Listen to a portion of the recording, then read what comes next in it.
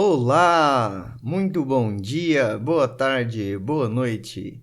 Seja bem-vindo a mais uma aula de Física 3. Hoje nós vamos falar sobre dipolo elétrico, né? Vamos comentar e vamos fazer o exemplo do dipolo elétrico. Mas o que vem a ser um dipolo elétrico? Um dipolo elétrico ele é constituído por duas partículas carregadas com cargas positiva e negativa de mesmo valor, separados por uma distância d, assim como está mostrado na figura. As partículas estão representadas pelas bolinhas vermelhas e a distância entre elas é d, ok? Então ela pode estar em qualquer lugar do espaço, de qualquer formato, tá? De qualquer jeito. E então eu vou representar essas partículas com relação ao meu referencial. E próximo a elas eu vou colocar uma carga de prova para poder determinar o campo elétrico gerado nessa carga de prova devido ao campo elétrico das duas partículas pontuais, que é da carga mais e da carga menos. Então, fazendo isso, eu tenho que escrever quais são os vetores a partir do meu referencial O até a carga mais, o vetor deslocamento da minha origem até a carga menos e o vetor posição da origem até a carga de prova, que eu estou chamando aqui de R0. Tudo bem? Depois de tendo feito isso, eu vou computar a distância entre a carga Q mais e Q0, que eu estou chamando de R0 mais, e a distância entre Q menos e Q0, que eu estou chamando aqui de R0 menos, tá? Então, todas esses R's aí são vetores que representam a distância entre a nossa origem e entre a partícula Q+, de carga Q+, e a de carga Q0, e a de carga Q- e a carga Q0. Tendo feito isso, e a gente vai resolver o problema agora, colocando na nossa expressão do campo elétrico, nós vemos que esse problema é muito difícil de ser resolvido. Então, isso torna o problema quase que inviável, tá? Então, uma expressão enorme e a gente não quer isso aqui nesse momento. Então, o que nós vamos fazer? Vamos procurar uma situação que facilite a nossa vida. E essa situação é eu pegar as minhas cargas e falar assim, ó, vou escolher o meu referencial no qual o eixo y passa sobre a distância d, sobre a linha que une as duas partículas. Então, independente de como ela está no espaço com relação a outro referencial, eu vou sempre escolher um referencial que me ajude a resolver o problema. Então, eu vou colocar as duas partículas sobre o eixo y, separadas pela distância d, e vou colocar o meu ponto, a minha carga Q0, num ponto P que também está sobre o eixo Y. Tudo bem? No livro de vocês, ele escolhe colocar o zero, o referencial zero, entre as partículas. Eu estou adotando aqui o zero sobre a partícula Q-. Outra situação aqui que eu também estou considerando, que é arbitrária, e eu estou definindo aqui, que a carga Q+, está apontada para o eixo Z. Está apontada para o ponto, né? Para o ponto P. Ok? Então, daqui eu posso escrever quem é o campo elétrico, porque agora as distâncias elas são bem fáceis de calcular. A carga Q0 está na origem do meu referencial. A carga Q+ está a uma distância d do meu referencial. E o ponto onde eu quero calcular o campo elétrico está a uma distância z do meu referencial.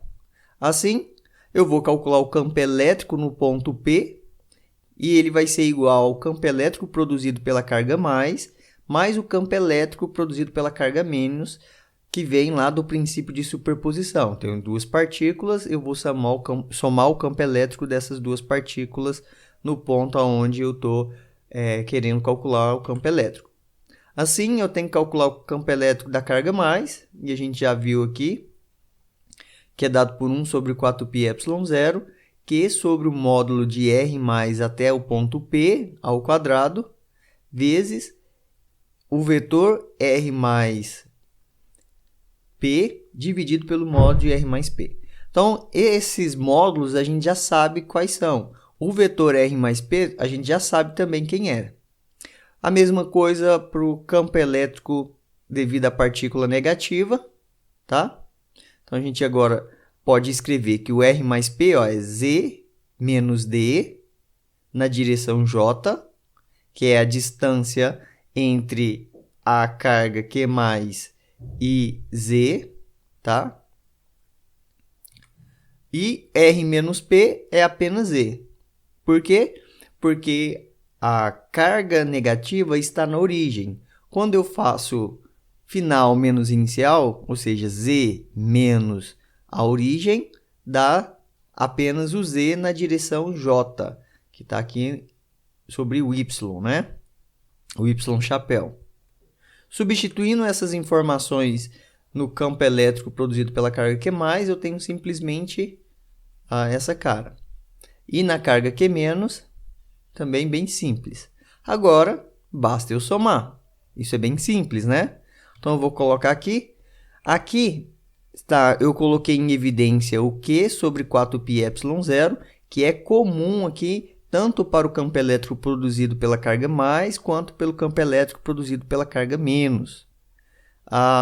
Eu coloquei o sinal negativo aqui, ó, no segundo termo que está entre parênteses, devido à carga ser negativa, tá? Notem aí.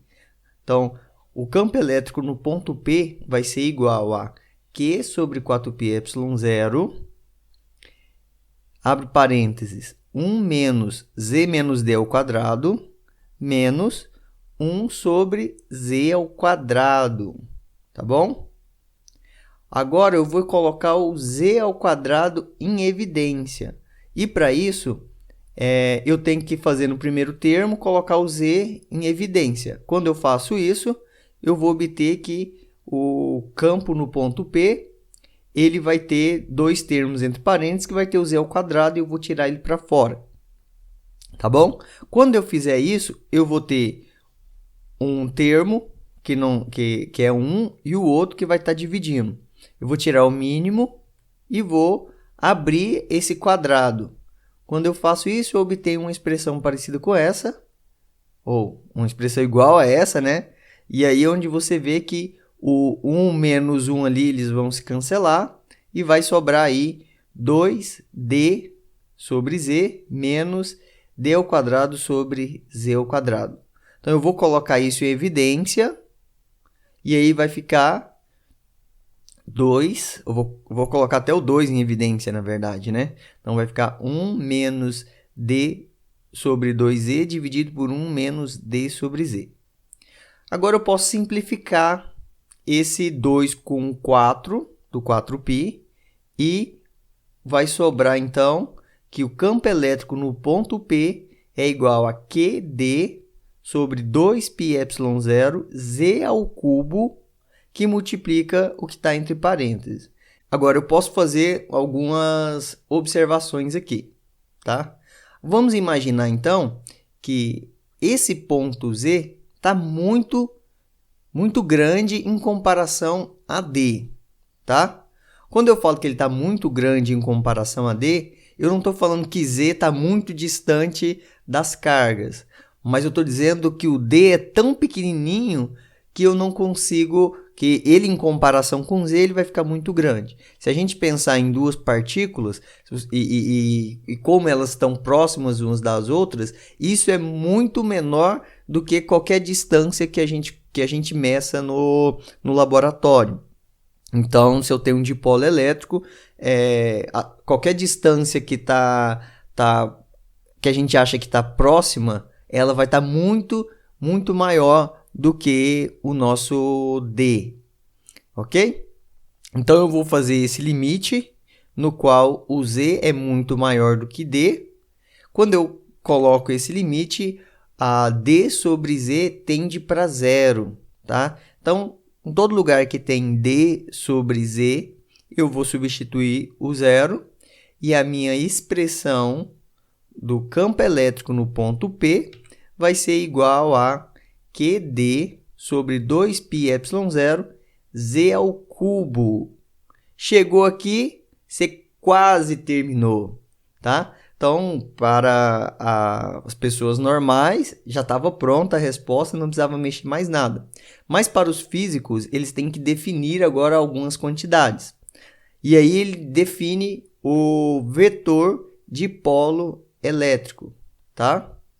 Esse é o vetor de polo elétrico e ele é dado por P igual a QD na direção J. E ele aponta na direção da carga negativa para a carga positiva. Ele aponta para no sentido positivo do eixo Y, tá? Percebam que esse vetor de polo elétrico, tá? Ele está ao contrário da definição do campo elétrico, porque o campo elétrico ele sempre aponta para baixo, né? Da partícula positiva para a partícula negativa. Então, se eu souber esse dipolo elétrico, que é Q vezes D, porque aqui surge um problema experimental que você não consegue determinar a distância D entre o dipolo, mas sim a distância vezes a carga, e é por isso que a gente representa com um vetor de polo elétrico. Então, eu vou escrever quem é o meu campo elétrico em função desse vetor de polo elétrico. E eu obtenho, então, que o campo elétrico gerado por um dipolo elétrico com a distância Z do seu centro, ou a distância Z da partícula Q-, ou do seu centro, ou a uma distância Z, você vai ter igual, que o campo elétrico é igual a P, que é o vetor de polo elétrico, dividido por 2πε0 Z ao cubo. Isso aqui foi a grande sacada, tá? Então, agora o campo elétrico não cai mais com a distância ao quadrado, mas sim com a distância ao cubo, tá? Lembrem-se disso. Então, essa foi mais uma aula. Espero que vocês tenham conseguido acompanhar o raciocínio e até a próxima!